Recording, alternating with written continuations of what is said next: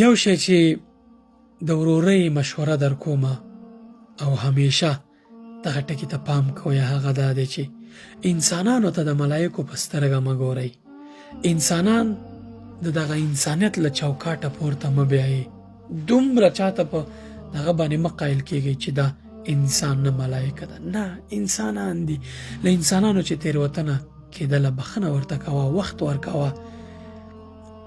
په ډېری خلکو کې لویه ستونزه دغه پرفیکشنیزم دی، یعنې دغه د تکامل تمه چې خلک له خلکو نه لري. هر انسان ته داسې فکر کوي چې دا به هیڅ خطا نه کوي، هیڅ تېروتنه به نه کوي.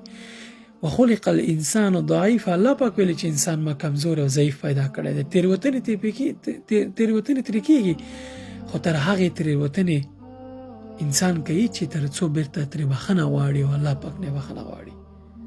کله چې داسې انسان کوي تاسې وخت ورکوئ چې کله الله پاک انسان بخښي نو تاسې ولې نه بخښئ.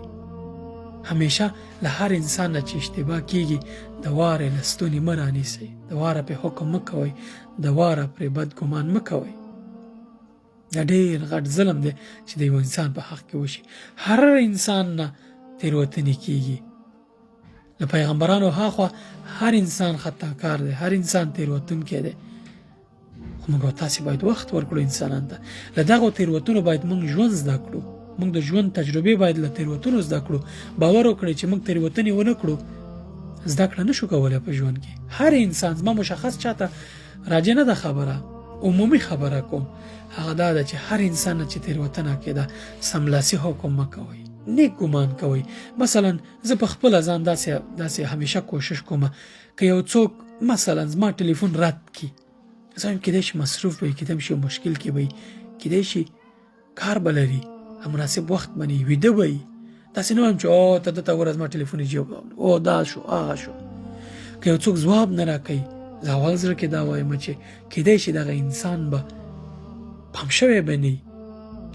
ډېر داسې کارونه کیږي چې سړي ګیله راځي له یو چا نه، خو ځان په دې ډاډه کوئ او نیک ګمان کوئ چې کیدای شي یو مشکل به وي، پام به یې ورته نه وي. انسان دی، تېروتنه به ترې شوي. یو چا نه یوه خبره وشوه، د یو چا یو شخصي معامله مو واورېده یا ولیده، هر څه باندې پرده رانغاړئ. انسان دی، خطاکار دی.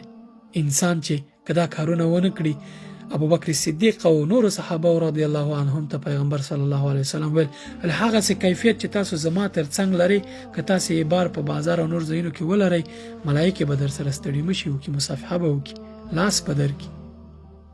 په دې معنی چې انسان خطاکار دی، خو تر ټولو ښه خطاکار به هغه دی چې توبه وباسي. انسانانو ته بخښنه کوئ او انسانانو له تېروتنو تېرېږئ. کله چې درته د چا په اړه چا خبر راوړو، اول څه کوئ؟ اذا جاءکم فاسق بنبأ فتبینوا ان تصیبوا قوما بجهالة فتصبحوا على ما فعلتم نادمین. الله پاک وایي کله چې یو فاسق تاسو ته خبر راوړي، مخکې له دې چې یو حکم وکړئ، پلټنه وکړئ هغې په اړه، ځان ډاډه کړئ چې مطمئن شوئ بیا حق لري چې ګیله وکړئ، حکم وکړئ یا یو چا په اړه څه وایي. اما غیر د هغې نه له غیبت، له بهتان او له دغه ټولو شیانو نه ځان وساتئ.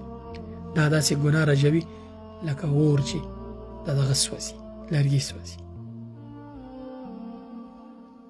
کله چې درنه ګناه کېده زر پسې نیکي کوه، الله پاک به د هغه ګناه په بدل کې نیکۍ درکوي. السلام علیکم.